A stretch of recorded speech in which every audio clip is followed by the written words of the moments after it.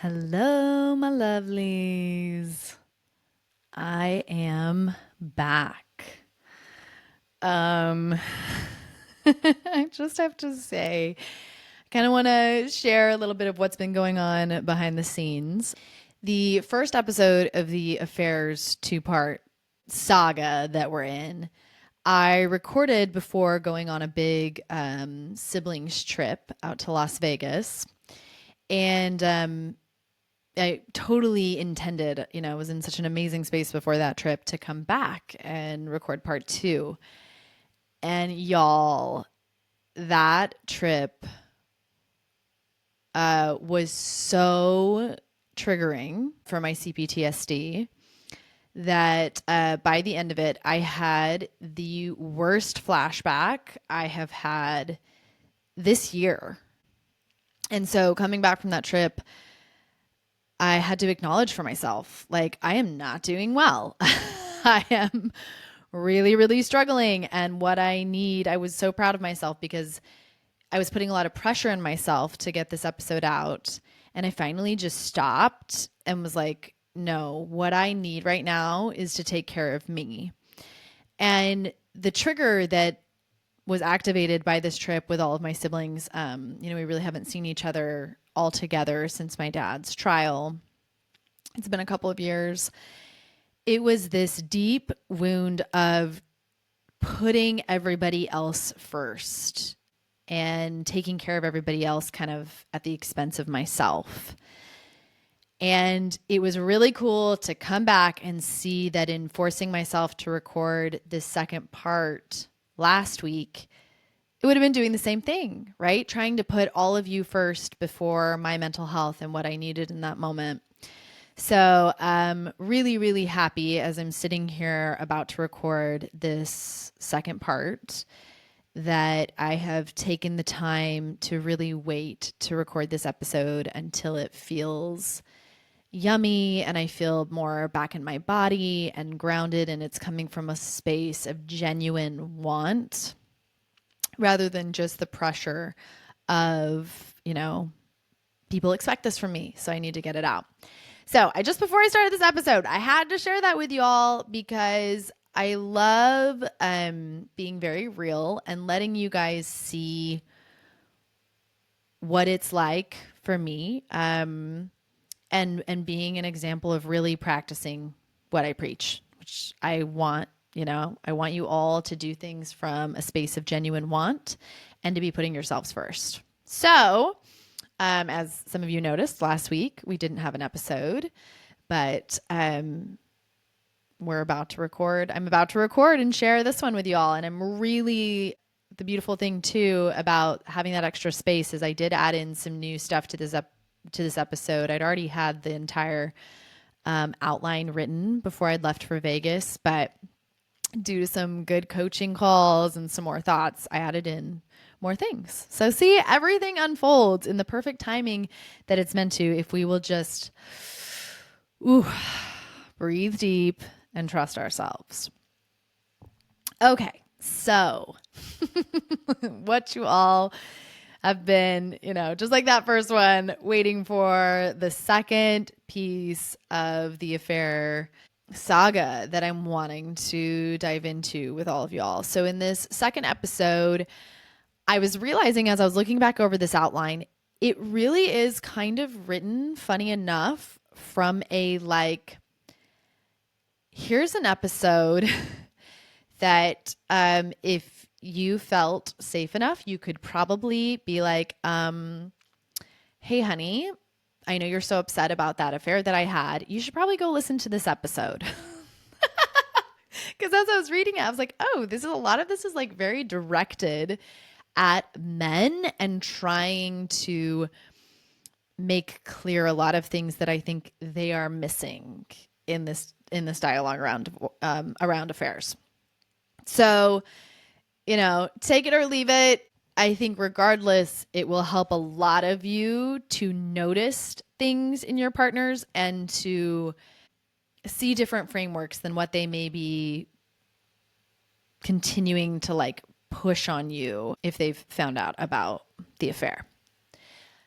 So To start, I really wanted to take a second to talk about the history of marriage. And want to recommend, I'll put it in the show notes. There is a book that is all about the history of marriage that I remember reading a couple years back and just loving, because I don't know about y'all, but I did not understand that marriage used to be about political alliances and purely for, economic choices. So it was often arranged by parents. It was like love matches were not a thing. They were done for economic reasons, right? Like we're getting married so that we can work together. We're having children so that our children can work on the farm.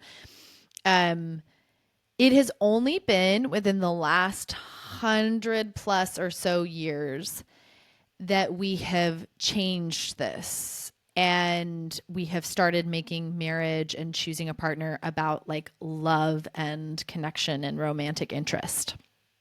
So I think that's really important to understand why we now judge affairs more harshly than we did in the past, because affairs are no longer expected to some extent. So in the past, I know this may blow your minds, but and I do want to caveat by saying, yes, affairs were expected, but they were predominantly allowed and expected from men. Like, due to the patriarchy, men have been having affairs for millennia and pretty much always gotten a pass. I mean, I think of like how many like King of England's, right, that like had, the wife that he changed the church around to be able to get divorced from so he could be with the other woman. Like, this is well known. And yet women that if they had affairs or were out of their marriage were, killed or disowned, thrown out into the street. So there's this whole historical aspect that we have to remember as well in affairs. And then when you tie in religion, I was thinking, the whole idea of like Jezebels, just, there's no male Jezebel in the Bible. Religion, really, there's a huge blackmailing of the divine feminine woven in and throughout that. And I think we should especially be suspicious of religion's way of taking sexuality and making it only about, having children, and that it has to be done within a marriage. Like, all of that just makes me like super, as I've looked back on it and started dissecting, I'm like, yeah, that just makes me super suspicious. Anybody who tells me that they think they know what God wants me to do with my sexuality, I'm like, yeah, that's gross. Don't talk to me. Also, I mean, I would say in the culture at large, we have social norms that like, shitty, loveless marriages, that they're fine as long as it looks, okay on the outside, as long as he's not beating you and you have money. Especially in Western culture, right? There's a huge piece of that. Like, well, you have the nice car, or you have the nice house, or I think also the social norms, I think I've told this to you guys before, of the big push in like the 70s and 80s around two-parent households, and the amount of propaganda. And I call it propaganda because there has been research since then to show, as I've said before, that children really only need one securely attached adult to thrive. And if you go look at a lot of that research around the importance of two-parent households, a lot of it is funded by religious, protect the family institutions. And I'm very like aware of this because I went to BYU. I was Mormon, and I actually got my degree in home and family living. And so I took classes all about the family and got to see how much there is a lot of biased research done by individuals who want to prove that, two-parent married households are what's best. And granted, I do want you guys to understand, like, the demographic of who I'm talking to on this podcast. For most of you, getting divorced does not mean your children are not going to have food, right? It's very different when you start talking about a demographic where, yes, getting divorced means your children being at much, much higher risk for a whole bunch of other factors. The majority of the women that I end up coaching and that are listening to my podcast, that is not the case. So I do want to caveat that by saying, like, yes, there are a lot of statistics out there and those are absolutely real for a lot of people. Typically, that's not the women listening to my podcast. Also, the social norms of like women don't want and need sex like men do. And as I spoke about in the last episode, the social norm that like what should be considered human traits are gendered in our culture and made into like male and female traits. So you have to understand all of those cultural aspects when you can't just think about affairs and, I mean, you can, but I don't recommend it. You can't just think about affairs without understanding all of these other parts that influence and direct the dialogue around affairs. So with that said, I want to provide a different perspective for those of you especially that have husbands who are really mad at you for having an affair.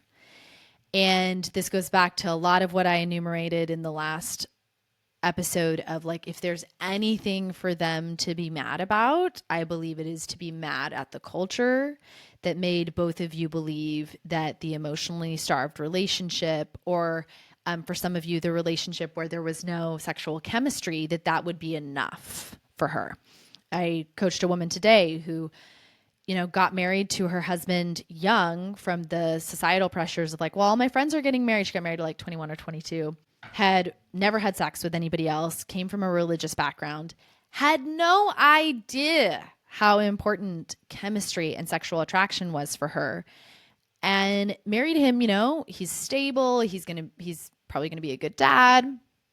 And I would offer like those things worked really well for the first, and by really well, I mean, they worked well. She got what she wanted of somebody who's stable and a good dad for 20 years. But what she also got was having sex with someone that she's not interested in or sexually attracted to. And now, 20 years later, like I've said before, you guys wake up and you realize this is actually a really big deal for me. So going back again to this idea that I am seeing women becoming whole people. What I notice the most is women are really starting to step up into their masculine. They're realizing they can make moves, they can make changes. We're realizing we can help ourselves and those we love. And we're really no longer content with partners who are just one-dimensional, who just need us to play a role, to complement them, or are playing a role themselves. I think in this dynamic of the person I was coaching today, her husband is actually the stay-at-home partner in the relationship.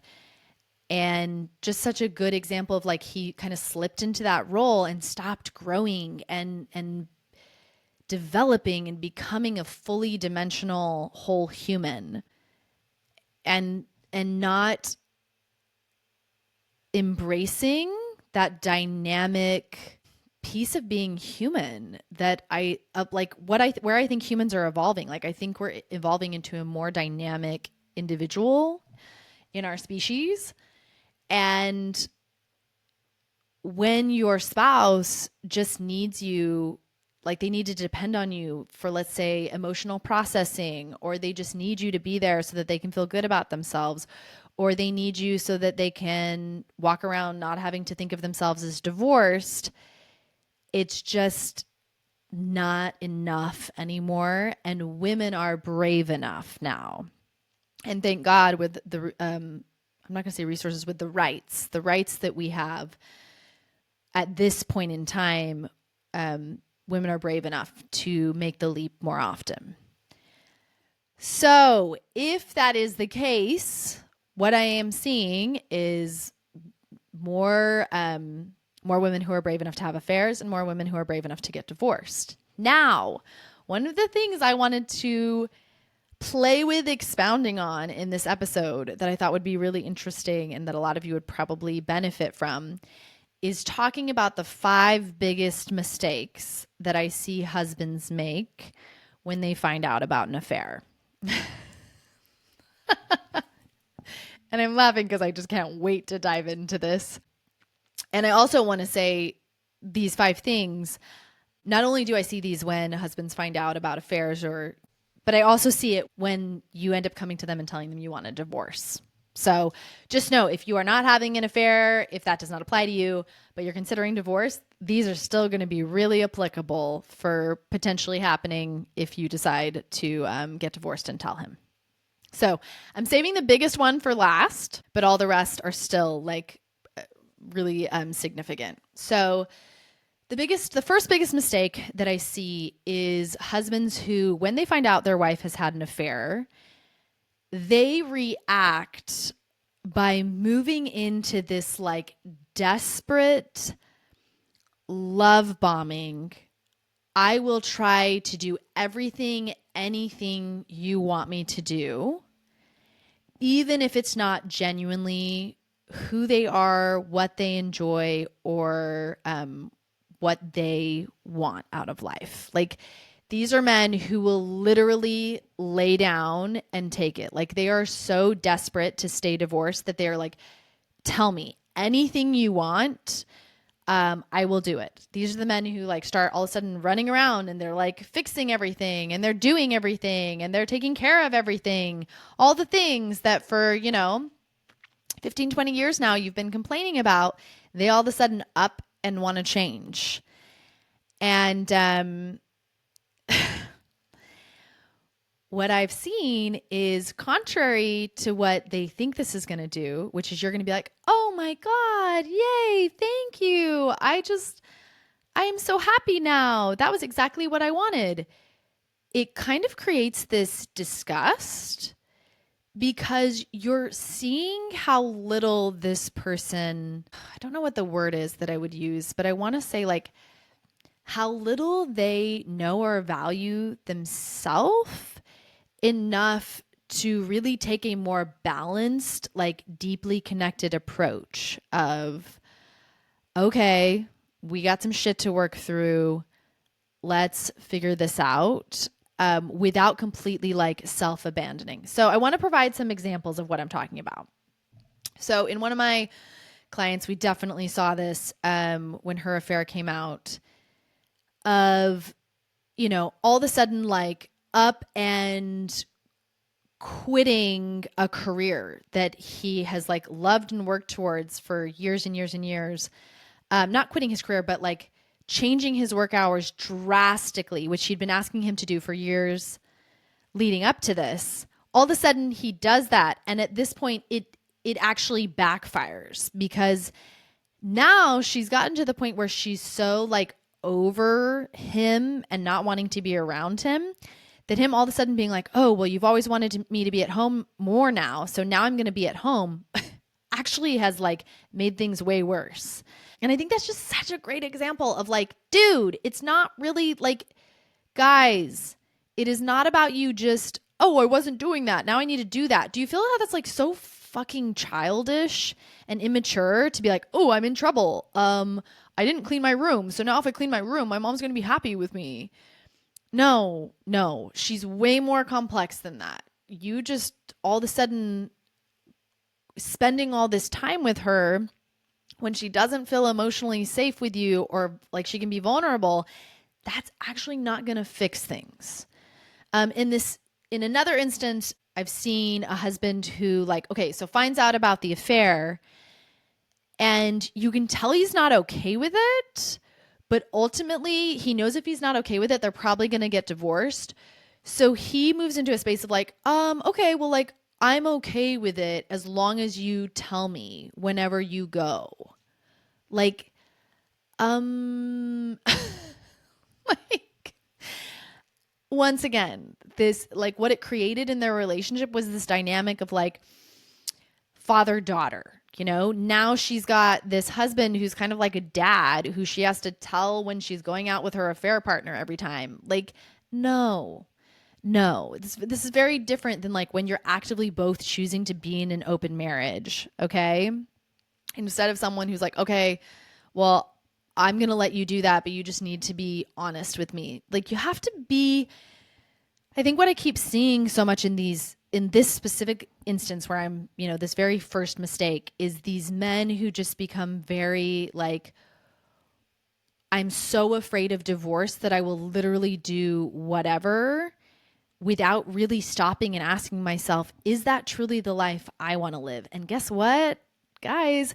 She can sense that. She can like smell that. The disingenuity. I think that might be the word. Basically, you're being disingenuine and she can tell. And it ends up, what I've seen, driving her even further away. She loses respect for you. She loses, I've seen a lot of women who are like, I don't want to have to teach you what to do to be connected with me. That's not what she's asking. She's not saying, yeah, you know what I'd really love is to be in a relationship where I hand you a list of all the things I want you to do and you do them. No, typically they're leaving because they want deeper connection. They want soul connection. Handing you a list and you doing all those things isn't going to give her that.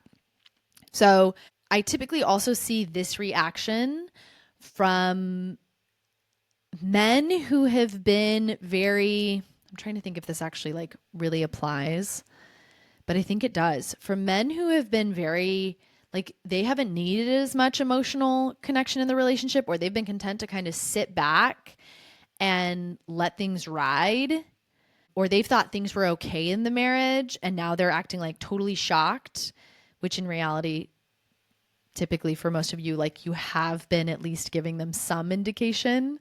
Like the woman I coached today, she said like for years now, like they haven't had sex in at least 3 years straight. She never gets undressed in front of him. She doesn't hug him. She doesn't touch him. And yet when she brings up to him, like, I want to get divorced, he's like, what? What do you mean? She's like, dude, the writing is on the wall. They just haven't wanted to see it because the reality is what they want most is to just stay married. Whether it's like actually good for them or not, they just want to stay married. Be very wary of this response. Okay? Husbands who are like, I will just do anything or everything to keep you. And why this is so hard because you can start to feel guilty because on the surface it looks really good, but you have to trust that if it feels really shitty and disingenuine, that's not what you're wanting. So don't get seduced by, it's like him showing up with a gift and saying like, here, I got you a gift. And it's not the gift you wanted. Just because it's a gift doesn't mean it's the gift you wanted. Okay. The second mistake that I see husbands making is, and this is a big one. They find out about the affair and they can become very manipulative and controlling. And they buy into this idea that because you've had an affair, they now have a right to walk all over your personal rights. And this is where I've had clients where I am like, look, he's legally not allowed to track your car. He's not allowed to put devices in your purse to try and track where you're going. He is not allowed to stalk you. Just because someone is married to you does not mean they get to track or stalk you. That is illegal. I was going to say for some reason, for some strange reason called the fucking patriarchy, and that women have been treated as property in marriage for hundreds, if not thousands of years prior to this amazing time that we're in now. There are men out there who seem to think I have a right because you're married to me and because you had an affair, I get to do whatever I want.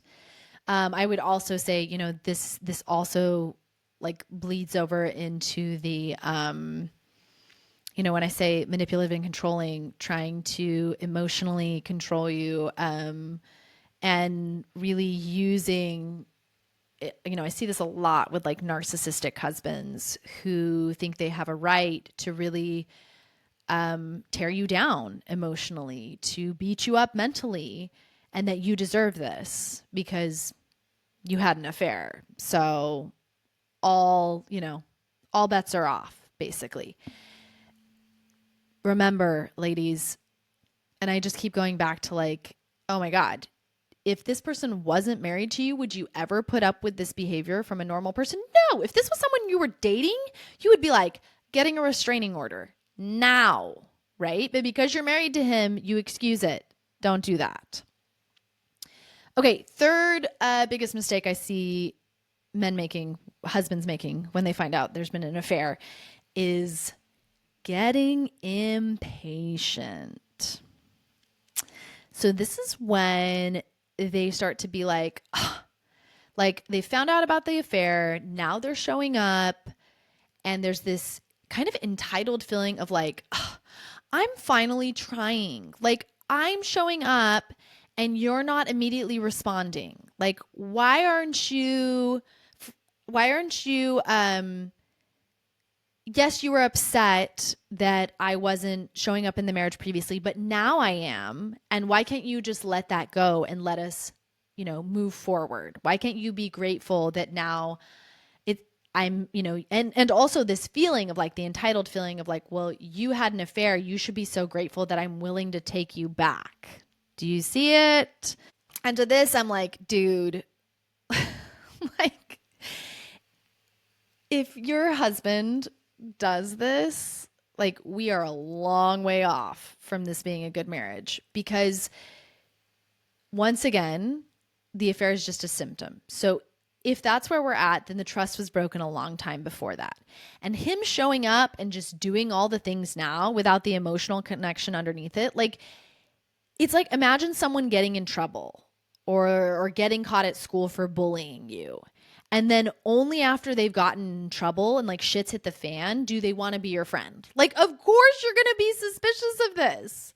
Of course it's going to take a while to build a trust that was like not there to begin with. So, and I hope you're seeing too in like all of these mistakes they make, they typically like, I feel like these mistakes are pretty typical of childish reactions, right? To feel the impatience of, well, why can't you just get over it? Or you should be grateful that I'm taking you back. Like they are not acknowledging the complexity of what 20 years of a bad marriage does. So if you've got a partner that's being impatient with you, I want you to just, yeah, you managed to be patient for 20 years and, most of them I've seen can't be patient for like, more than 6 months to a year post something like this. The fourth biggest mistake I see, and I'm really glad I included this one because I'm seeing it more and more lately, is husbands who, and I don't think I see this so much in affairs now that I'm really thinking about it, but I'm still going to talk about it, is they just dig even deeper into the stuff that was already there. So I would say like this is the buffering piece. These are husbands who like maybe let's say alcoholism has been a problem in the marriage. And when they find out about the affair or that you're going to divorce them, they, instead of like wake up call, go get some help, they just drink more. Like I have a client right now who just announced to her husband that they're getting divorced and addressed specifically that his alcoholism has been a huge issue. And like literally the next day he shows up with a giant bottle of whiskey and yet is continuing to talk to her and be like, can we go to marriage counseling? Like, is there someone else? I want to work on this. Like, dude, what the fuck? Like, and then the other piece I wanted to include in this that I've seen is husbands who threaten suicide. And these are husbands who are typically not so much on like the narcissistic end of the spectrum, but more of like a codependent and maybe dealing with like depression and their own self-esteem issues. And in that moment, they start talking about how, if you leave them, they're going to commit suicide, or they're never going to be good enough, or no one's ever going to love them like you do. Dude, this, for any men listening, this is a huge mistake.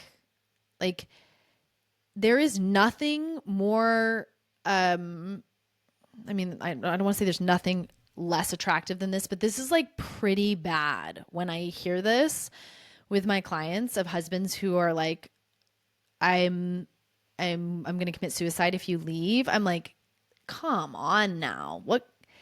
Like, that is a pretty rough level of control, to be willing to put on someone else that's trying to leave so that they can be happy and have a healthy life. And you're trying to put which is ultimately 100% on you. Like and I hope for those of you that are experiencing this, because I know I've met like multiple of you in the last month that have had this exact scenario come up. That is 100% in his lane. That is not your job. Someone threatening suicide, when I've looked at it on the face of it with my clients, I'm like, that comes from way more than just a marriage and someone leaving you. That often comes from childhood trauma that you haven't addressed and you've let fester for years and years and years. That's damaged your self-esteem. And then you've had to buffer from it with drugs or sex or alcohol or overworking or disconnection. It is unfair and it is wrong to threaten a partner who wants to leave a marriage with committing suicide. And absolutely in that moment, I hope for those of you, if you are facing that, it is encouraging them to get help, and potentially notifying, their friends and family of what's happening, because that is way bigger than you. And that is not something that you can heal. And that is ultimately not your responsibility to be the one that stays to keep him from doing that, nor is it guaranteed, right? Now, with the fifth and final one, this is the one that I see probably about, I would say probably with the first one, the like love bombing, I'll do whatever you want. And then this one, these are the two most common.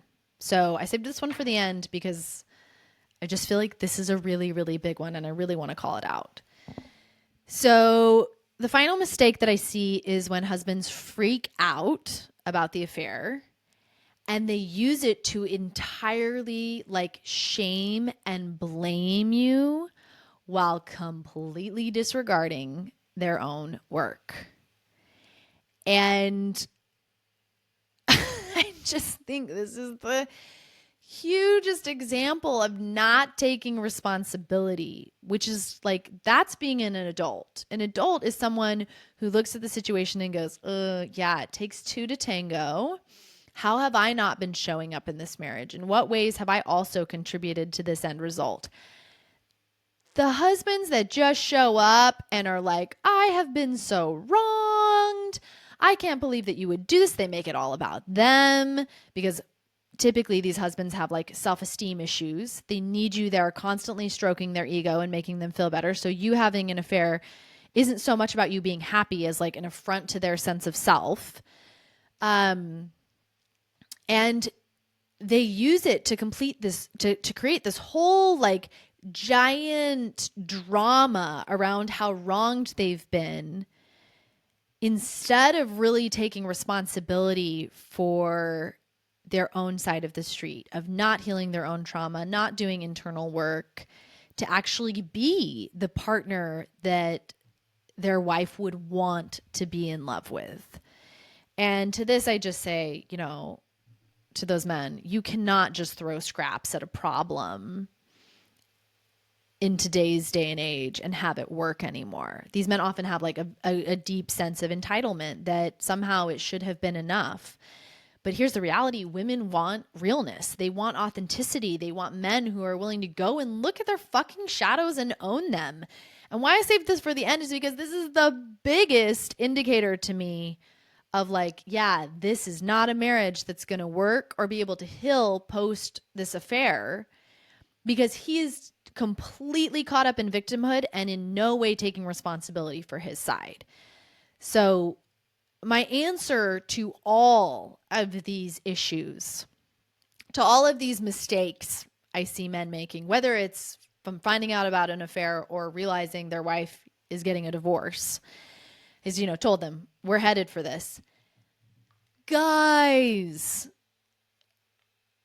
2 things that if you would do would change everything. First, admit you have a problem as well. Okay?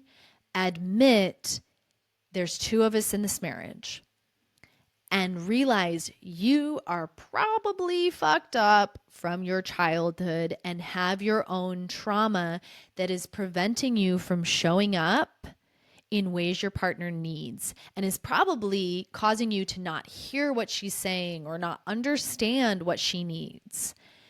And once you do that, go be the grown-ass man that gets help.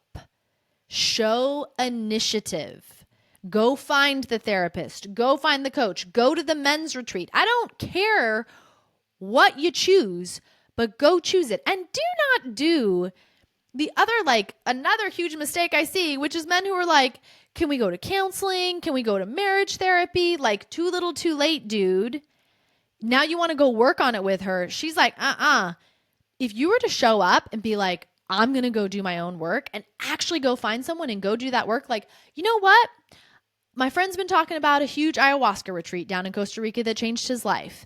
We obviously are not happy. I can tell that. I hear you. You want a divorce. I'm going to go do that. I'm going to go to this I'm going to start looking up men's retreats. I'm going to start looking up men's coaches, and I'm going to go find one on my own, not one that she's had to look up for you.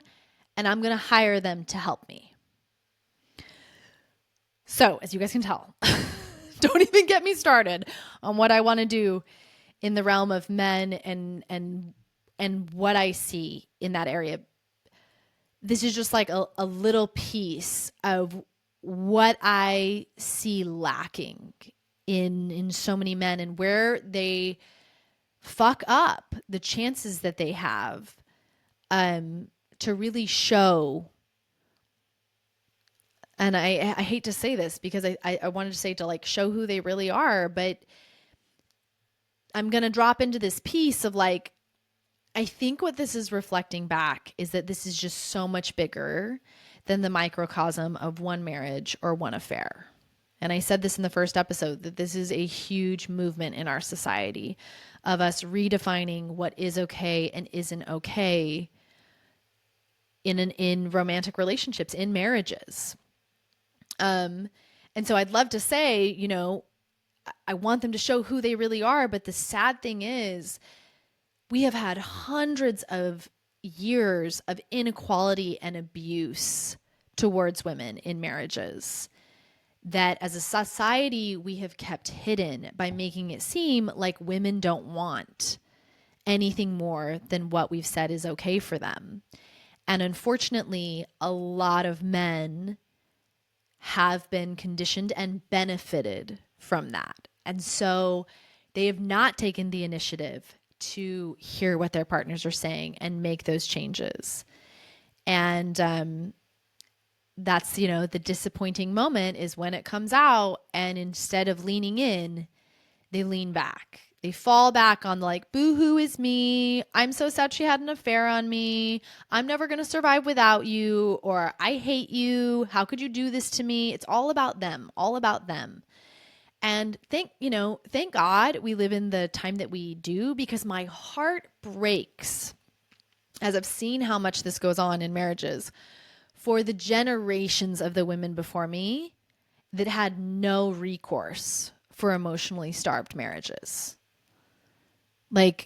Can we just take a moment, women, to feel gratitude that we have the rights we have, that we can leave our marriages, that there is, no fault divorces, that we can leave and start our own businesses, that we can have our own mortgages and our own credit cards in our own names. And I think sometimes it's really helpful to stop and just feel that gratitude that you even have a choice.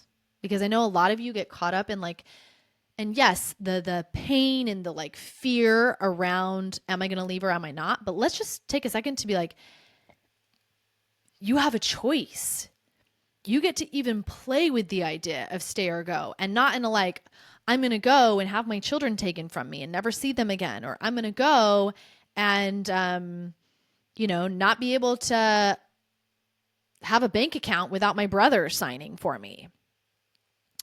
So all of this comes back to this deep idea I have that is like, if more men would own up to their trauma and be honest, they would realize, and if there's any men listening to this, I really want you to hear what I'm about to say.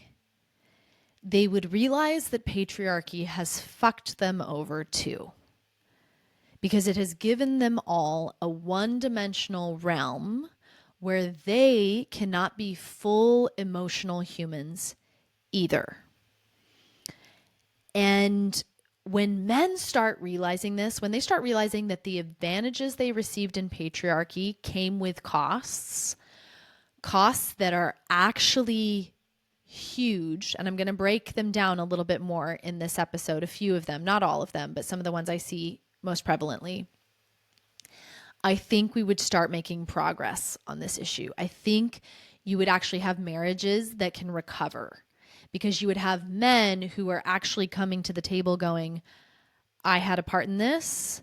I can see how it's hurting my partner. I can also see how it's hurting me. And I want to do whatever it takes to make space for both of us. So I wanted to illustrate this a little bit of how much patriarchy has fucked over men as well by talking about, I remember dating a partner who had been raised very religious, very like good old boy, boys don't feel, boys are tough, boys play sports, boys are this. And when we first started dating, I remember him telling me like I was the first person he'd ever felt like truly seen by. The first person he'd ever felt like he could be emotional with, maybe even the first woman he'd ever like cried with. And I loved getting to be that for him for the first like 3 to 5 months of our marriage, and not of our marriage, of dating him. But ultimately, long term, that was just too much for me to hold, having to always be the only safe emotional space for him. And it really broke my heart when we broke up, because ultimately the reason behind that was like his trauma was too much and I needed him to go get help, and he wouldn't. He would not go get support. And this is a direct piece of the patriarchy, right? Telling men like the whole like tough it out, you need to be strong. You don't need help. Therapies for, women and sissies and men, just all in general, like not being able to hold space for each other. That is a huge detriment to their mental health, to their ability to thrive as humans, that they don't even understand. Like the costs of living in a world where they don't get to be fully expressed either. So the answer is not,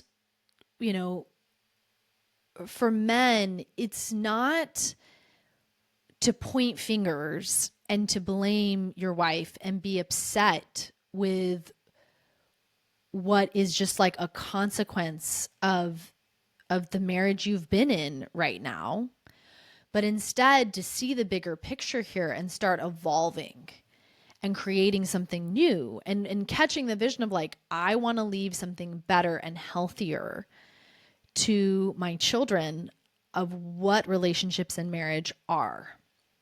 And to do that, you have to be willing to admit, I'm also not truly happy. You have to be willing to think outside the box for men as well. And I'm going to talk about that a little bit later, especially in relation to sex, how the patriarchy has really fucked men over by telling them what you want is sex, when what I've seen is men are also hungry for deep, emotionally connected relationships and sex as well.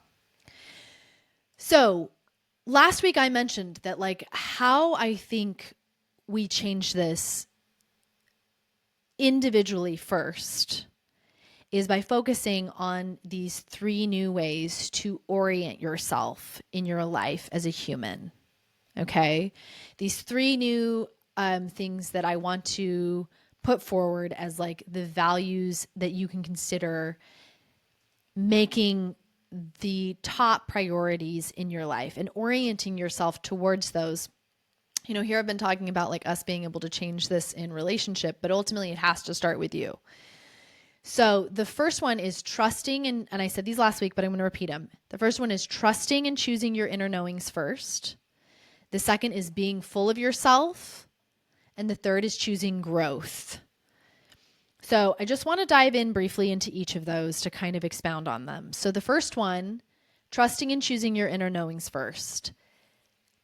Why this is so important is because everyone in the entire world is just sharing their fucking thoughts. Yes, there are people who want to stand up and like in religion say, this is from God and this is God's world. But here's the thing, like this is God's word. No one knows the real truth. They don't. They're all just throwing out ideas. And as a coach, I know that because I realize like everything is just people's thoughts. So if that is the case, it's so important to be able to hear and follow your own inner knowings because ultimately you're the only one that truly has the compass for yourself and where your life is meant to go. Everything else is just a thought or an idea or a story from somebody else. And to truly find your path, you have to know that resonance inside of you when you hear something that sounds true and be able to follow it. So that's the first one. The second one is being full of yourself. And why I say this is so important, I would especially say this for, and I'm going to caveat these, like, these are the 3 things that I think are most important for women. And I'm going to say being full of yourself because I think this is an aspect where the feminine has been hurt by the patriarchal ideas that women need to put others first. When in reality, what that does is it just leads you to burnout and like this nasty, caustic resentment that builds inside of you. And a lot of like doing shit that others aren't even asking us to do. And ultimately like missing out on truly sharing our gifts with the world.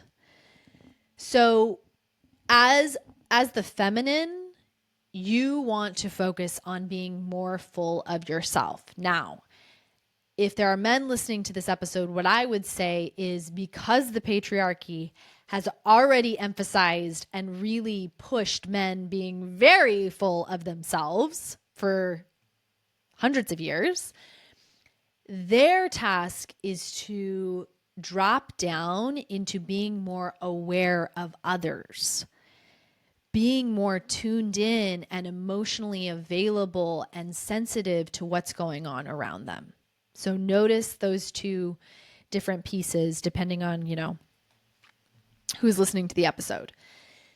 And then the final one is choosing growth. And this is where I'm going to say, you know, for all of you that are like, look, I really love my kids. I'm really worried about what divorce is going to do to them. I want to say like, look, if you actually love your kids and you want them to be happy, then work through your fucking trauma.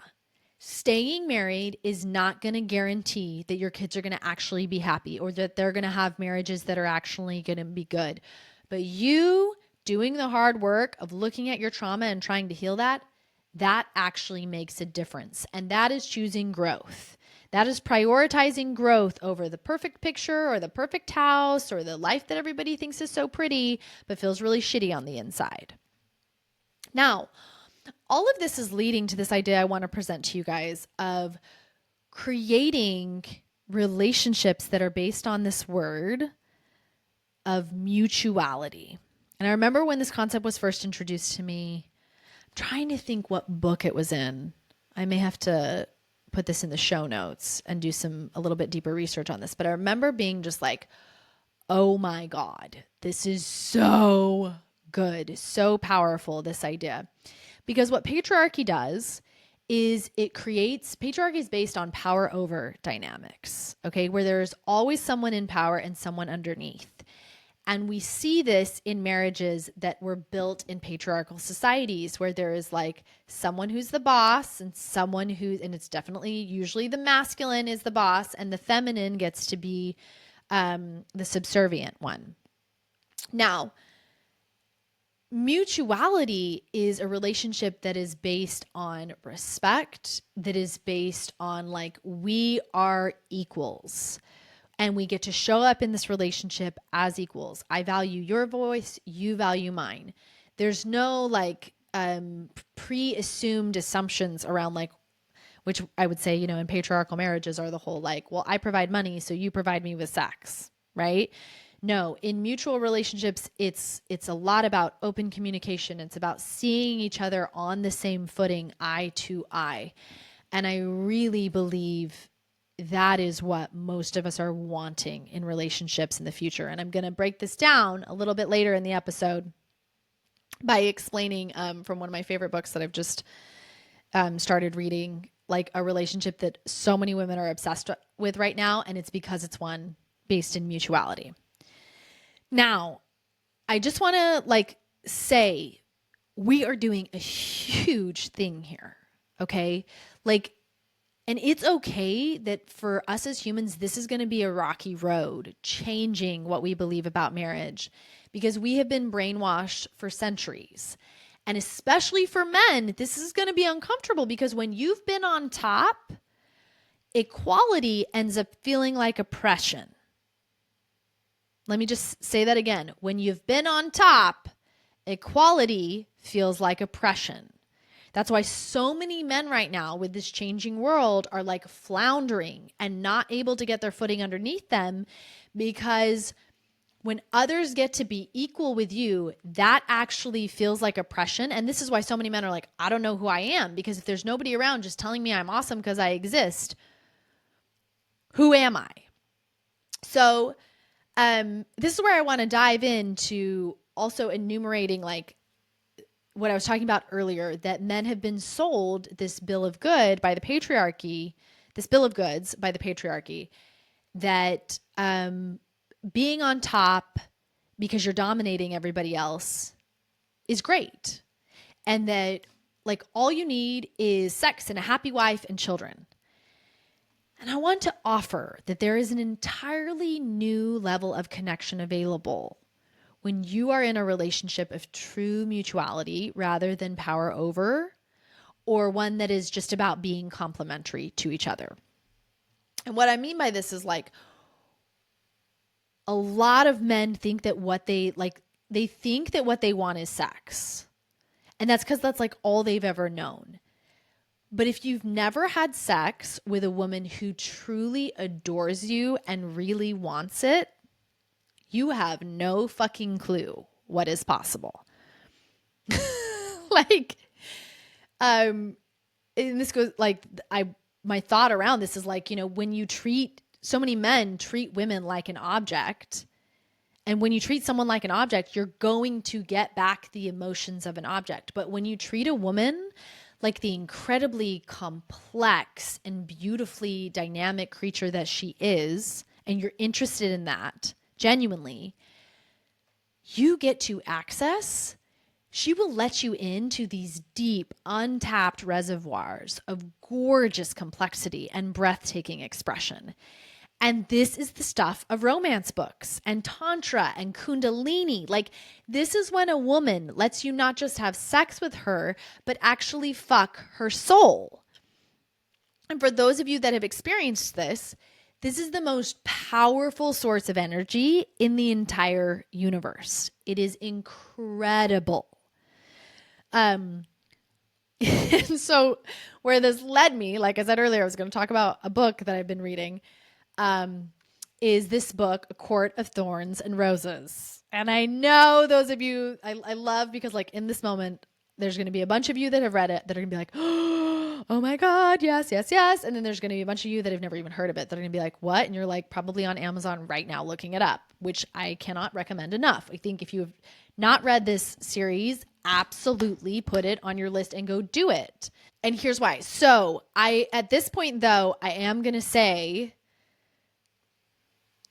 I can't, I'm just going to say big spoiler alert. So for those of you that haven't read it yet, do not keep listening, okay? I want you to stop and then go to the show notes, which will be linked at the bottom of this episode. This is so fun. I feel like we're playing like a hide and seek game or something. But I will, in the show notes, I'll tell you where to fast forward to, okay? I'll give you a timestamp of where to stop and then where to start. And I want you to instead go get the books and start reading, because you'll have to get through book 1 and 2 to understand what I'm about to share. And I don't want to spoil it for you. It is the most amazing fucking mind-blowing thing to go through this journey with this Farah, the main character in the book, to go through this journey with her and understand the relationship piece that I'm about to talk about. So go get the books, start reading. You'll understand why everyone is so obsessed with these books, because Sarah J. Maas, the author, has totally written the relationship of the future. So for those of you that haven't read, stop, go find the timestamp, come back. You can listen to this section later after you've read.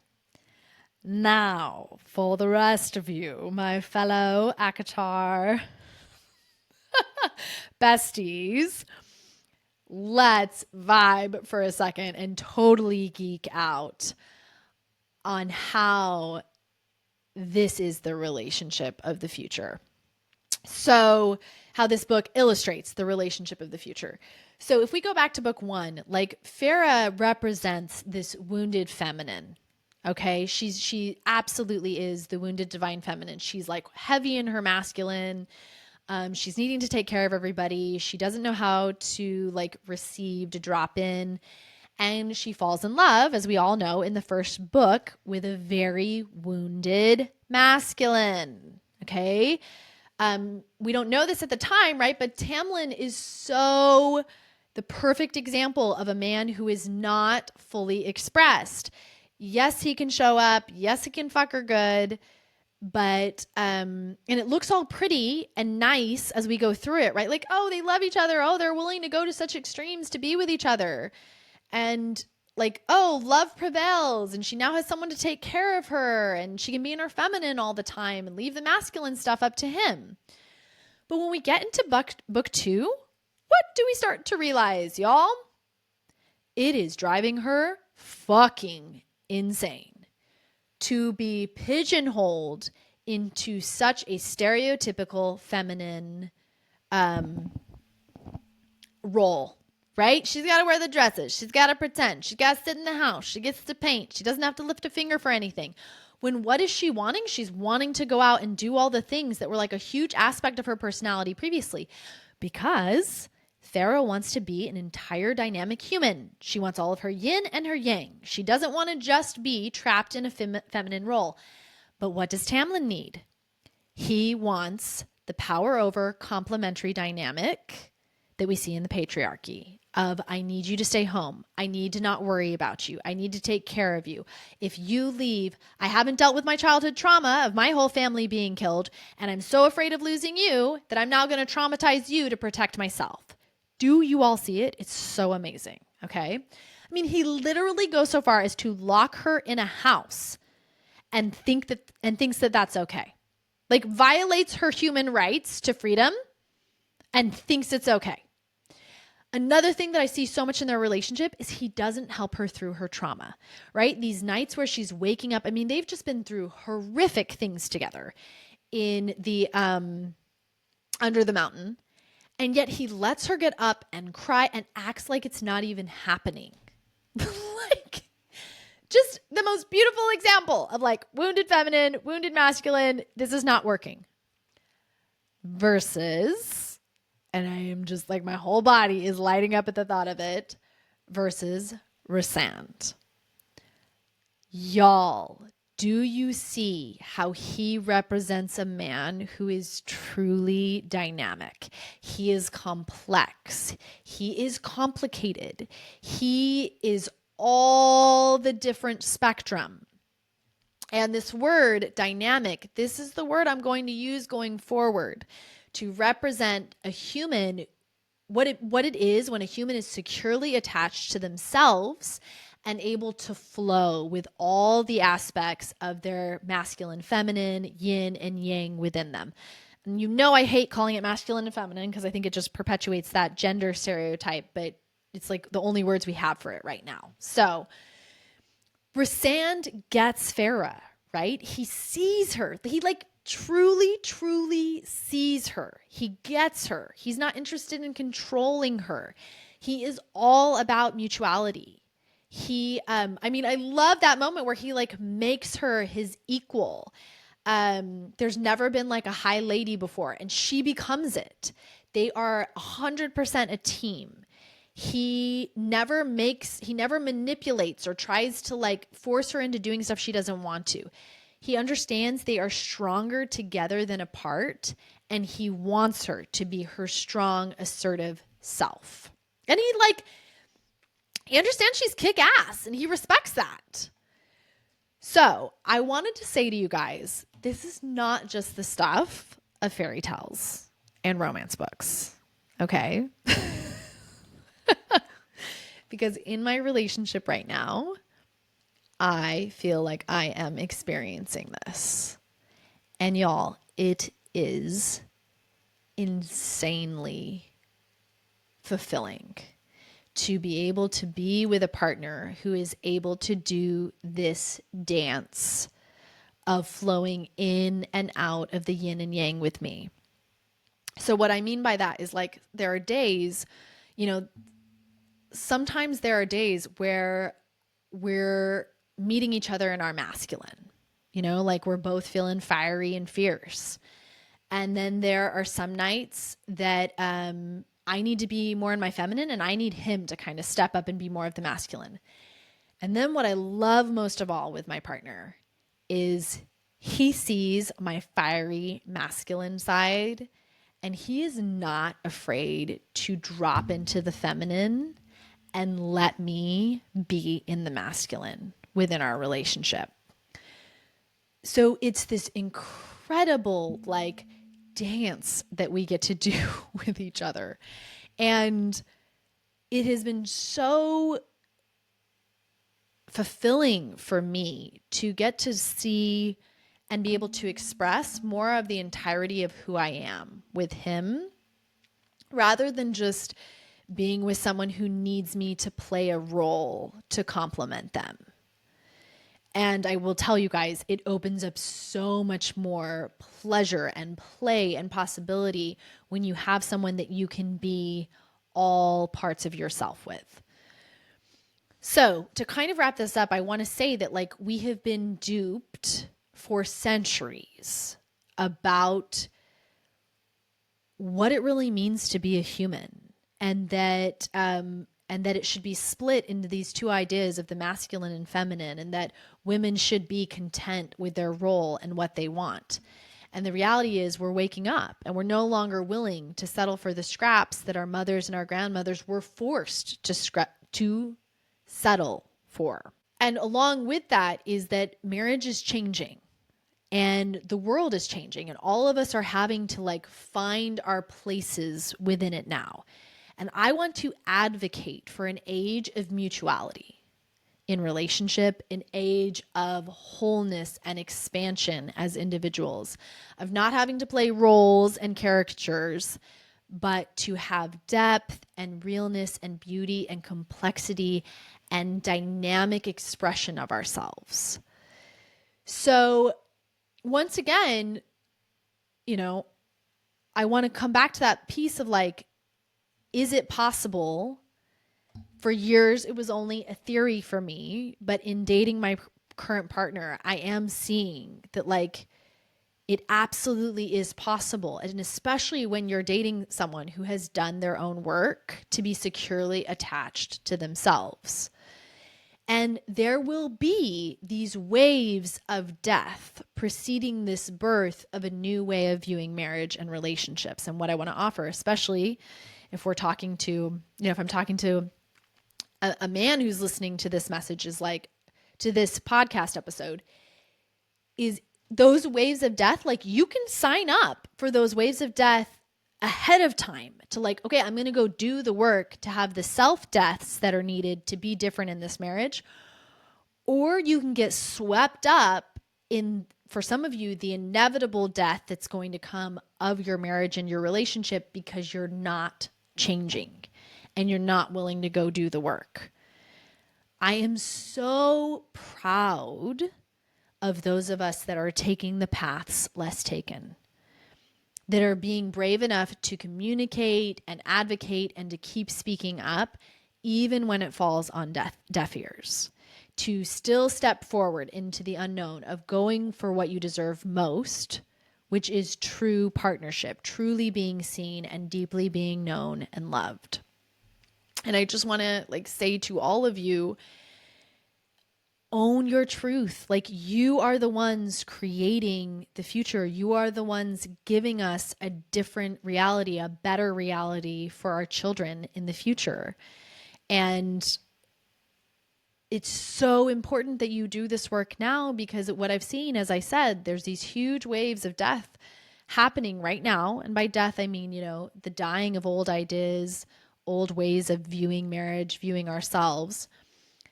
Y'all, if this is happening right now, it is going to be even more intense when our children get up to the age where they are having relationships. And if we are not setting the example for them right now of this new way of thinking and being, and showing them mothers who are complex and have desires and are not just completely giving themselves up to take care of their husband and their children, they are not going to be prepared for what it's going to be like in the next 20 years. They are going to end up being more casualties of this change versus us waking up to it now and preparing them by making the changes in our own marriages. So the final piece I just want to as we're closing out this giant, beautiful discussion around affairs, is realizing what is okay for others, what others think is like the standard and what you should be happy with, does not have to be okay with you. If there is a disparity between your wants and what you need most and what is actually happening in your marriage, you absolutely have a right to want more. And just like I just said, I think your right to want more is actually an evolutionary gift that is going to help humans, because that is where we are headed. And in wanting more and bravely going for it, you are the one that changes reality for the collective and gives your children the gift of the foresight of what's coming. Kind of exciting when you think about it that way, right? All right, my lovelies. Woo! These were some of my two all-time probably favorite episodes. I love talking about and seeing affairs from just such vastly different perspectives than I think are being shared out there at this time. I also wanted to just say and totally give a plug right now for Quinn, my friend Quinn. We did an episode a couple episodes ago where you guys got to meet her. She is just crushing it right now on her podcast, and I love listening to her episodes, and she is just dropping truth bombs left, right, and center. So I'm going to link her podcast in the show notes as well. I know so many of you, right? Some weeks I just don't show up. There's not going to be a new episode because I'm taking care of myself, and I can't just always be putting out content. Being a, 6'2" manifester in human design, that is not how I am built. I have to have a lot of rest. But I thought today, I was like, oh my God, I have to let them know about this because it's all divorce focused. And you guys, she's the perfect fit. I was like, between the two of us, y'all will be able to go nonstop. So highly recommend checking her podcast out, giving it a listen. Quinn is my go-to person. We talk about everything. So you're going to get a lot of incredible insights from her as well. I mean, she is the person when I am struggling, she's the person that coaches me. She's the person I go to. So incredible resource for someone to be listening to who I deeply admire and love and has just really, really deep and powerful insights. I think that's all for now. I miss y'all already. I'll see you guys on the next episode. Mwah.